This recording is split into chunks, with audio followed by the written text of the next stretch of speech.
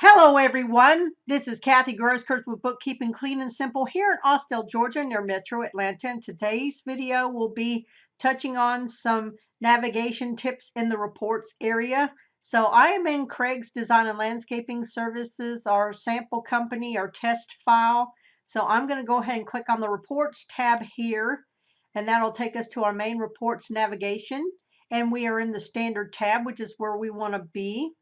Say that you want to find a report, and as you can see, you have a long list of different types of reports here, but instead of scrolling through and trying to find the report that you want, you can go ahead and come up here and type it in. Let's say I want the 1099 transaction detail report, so I can go ahead and start typing 1099 here, and it'll pop up on my shortcut list. So I'm going to go ahead and click on that, and that'll actually take us to the report.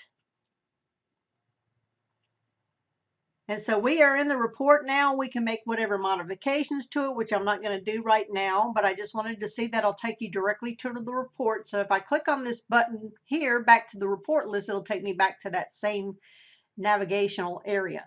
Now let's say you want to, for instance, access this report on a regular basis, but instead of scrolling down through here to do that every time, you can actually go down here and see that it's on the expenses and vendors tab area.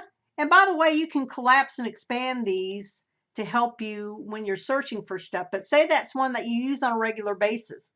What you can do is you can click on this little star button here, and that star button, it turns green, but see what it does when you go back up to the top. It adds it to our list right here of favorites, and you can do that with any of these that you use on a regular basis, so that way you don't have to go hunt and pick every time. So say for instance we want to include our statement of cash flows on that list as well. So we can go down here to the business overview where that's located and click on that star, and as you can see, that pops up in our list as well. One thing I want to caution you about the favorites area is that you don't want to put too many things in there, because that will defeat the purpose. And over time you can change it, because you can actually get rid of these at any time, but then you would have to go and add them back. But that's just some of the ways that you can navigate. And like I said, you can go ahead and collapse all these different columnar headings or area headings, so that way you can see and manage a little bit easier. So say like if you wanted to scroll down and look under expenses and vendors, you can find these things. So if I remove the star here for that, you'll see that it disappears up here. However, I want to keep that on there, so I'm going to go ahead and click on that and add that back on.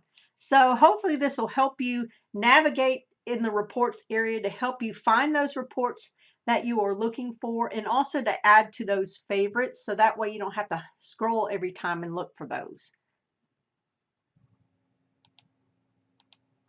Thank you for watching. I would love it if you would like and subscribe to my channel, as well as share it with others. I am adding on average one video per week, including the occasional motivational video. I would love nothing more than to help you maximize your usage of QuickBooks Desktop and online. My email is below, as well as the number where you can text me for more information and to set up an initial consult. Thank you so much, and have a wonderful day.